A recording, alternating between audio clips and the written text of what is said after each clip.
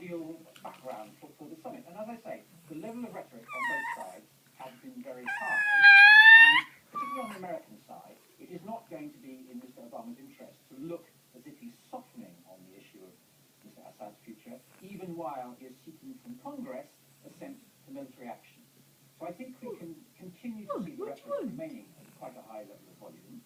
I think it will be extremely difficult for officials, and no doubt there will be some sort of statement at the end of the summit, but it will be extremely difficult for officials to find a bit of common ground. The hope has to be that behind, as it were, some very quiet initial work can be done on thinking about what happens after a military strike, if there is a military strike, what we do when the smoke clears, about getting the parties together and looking for a consensual outcome. Yeah. Does it have a bearing with baby? Every country which hosts, every leader want? who hosts a summit like baby? like this one, Who's a wants beautiful it to go boy? off well. There is pride at stake. That's absolutely right, and Mr. Putin will be very keen to host a successful, non-confrontational summit.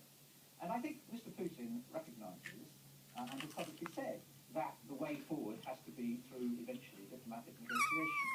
He will try to avoid a clash, he will try to keep the tension, but he has his own thing, his own thing in the game, if you like. He's not going to let Assad go, and therefore, finally, the scope for agreement on the surface is very limited. Can you just give us a sense, finally, as to why the Russians almost see Syria as part of their sphere of influence? You know, they've got this relatively modest naval base there, but, you know, people will look at a map and perhaps if they don't know their... All that noise for a bit of history, toast. they might look a bit puzzled and feel a bit puzzled as to why Russia seems to have such a vested interest there.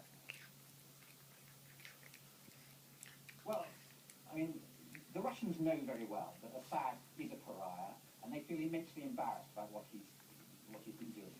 On the other hand, he is their one serious Middle Eastern ally. He supplies them with basing rights. He buys Russian arms. He, as I've said, the Russians, having watched the West knock over regimes in Iraq and in Libya, they're not going to let us do the same in Syria.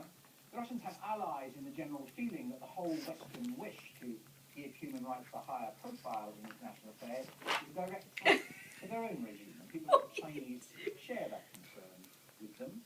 And the Russians, as I say, are horrified at the thought of rising fundamentalism in the region, rising fundamentalism in Syria, and they do see Assad as a bit of an obstacle to that. Tony Breton, former British ambassador to Russia. Thanks very much indeed. What?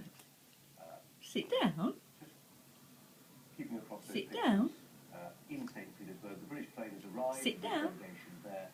No sign at this stage of Sit. David Cameron. We'll keep across those pictures. As we do that, let me remind you, Sit. more than 100 vehicles have been involved in an accident in Kent this morning. Aerial pictures on the left of your screen. Now let's bring in Sky's Rhiannon Mills, who's at the scene. Rhiannon, what do you see? Well, hopefully you can hear me over the police helicopter, which is overhead. I've just arrived in the last few minutes, and it's an astonishing scene. Just trying to pick out some of the vehicles that I can see in front of me. You've got lorries, you've got car transporters, you've got dozens of cars within there, and this is clearly still an emergency operation which is in